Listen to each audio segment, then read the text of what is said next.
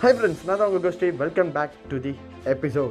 So இன்றைக்கி என்ன பார்க்க போகிறோன்னா, உங்களில் யாராவது யோசித்து பார்த்துருக்கணும், எதுக்கு நம்ம லேஸ் பேக்கெட்டு குர்க்குற பேக்கெட்லாம் வந்து இப்படி பஃப்பாக இருக்குது அப்படின்னு சொல்லி. நான் என்னடா நம்மளை காற்று அடித்து நம்மளை ஏமாத்துறவங்களை பெருசாக இருக்குது, 10 ரூபாய்க்கு இவ்வளோ பெரிய பேக்கெட் கொடுக்குறாங்க, ஆனால் ரொம்ப சின்னதாக உள்ளுக்கு ஒன்றுமே இல்லையே, காற்று மட்டும் தான் இருக்குது அப்படின்னு யோசித்து நிறைய நம்மளை ஏமாத்துறாங்கடா அப்படின்னு சொல்லி நிறைய தடவை நான் ஃபீல் பண்ணிக்கேன். நீங்களும் கண்டிப்பாக ஃபீல் பண்ணியிருப்பீங்கன்னு நினைக்கிறேன். பட் இன்றைக்கி அது யோசித்து பார்த்துருக்கேன், எதுக்கு இது யார் அடித்து கொடுக்குறாங்க அப்படின்னு சொல்லி யாராவது யோசித்து பார்த்துருக்கீங்களா? ஸோ அது யார் இல்லைங்க, அதுக்கு நைட்ரஜன் தான் உள்ளே அடைச்சி வச்சுருக்கீங்க. ஏன் நைட்ரஜன் யார் உள்ளே அடைச்சி வச்சுருக்காங்கன்னா, இப்போ ஆக்சிஜன் இருந்துச்சுன்னா கண்டிப்பாக அதில் ஒரு வாட்டர் கண்டென்ட் இருக்கும். அந்த வாட்டர் கண்டென்ட் என்ன சொன்னால் உள்ளுக்கு மாய்ஸ்டர் இதாகி, இப்போ ஒரு ஃபார் எக்ஸாம்பிள் ஒரு ஹீட்டான இருக்கிற ஏரியாவில் இருக்கும், இல்லை ஏதோ ஒரு இடத்துல இருக்கும்போது வாட்டர் கண்டென்ட் உள்ளுக்கு இருக்கிற ஃபுட்டு கெட்டு போகிற அளவுக்கு பாசிபிள் ஆகும். அதனால தான் நைட்ரஜன் யூஸ் பண்ணுது. நைட்ரஜனில் உங்களுக்கு நைட்ரஜன் தான் ஜாஸ்தியாக இருக்குமே தவிர ஆக்சிஜன் லெவலும் வாட்டர் லெவலும் ரொம்ப கம்மியாக இருக்கும். சரிப்பா, எதுக்கு டயர்லலாம் நைட்ரஜன் யூஸ் பண்ணுறாங்க நீங்கள் ஒரு கொஸ்டின் கேட்பீங்க. அதுக்கு தான் இப்போ ஆன்சர் உங்களுக்கு கொடுக்க போகிறேன். வேற ஒன்றும் இல்லைங்க.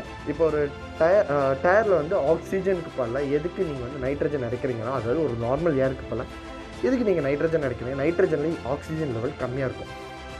அதனால நீங்கள் ஒரு லாங் ரைட் போவீங்க, அதனால டிஃப்ரெண்ட் வெதர் கண்டிஷனில் போவோம் இல்லையா.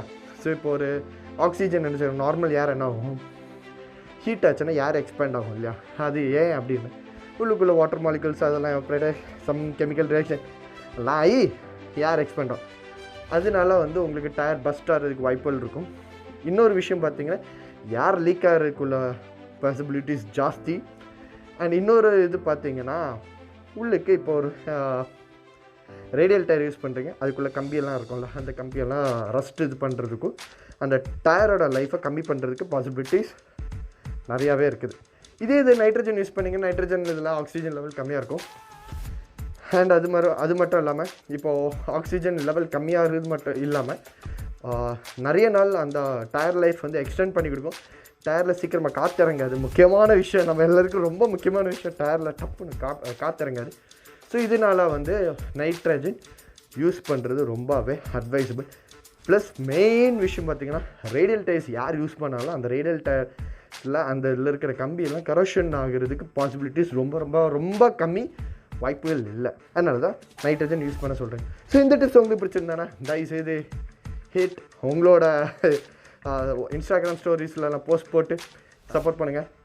Love you all. Right safe. Peace out.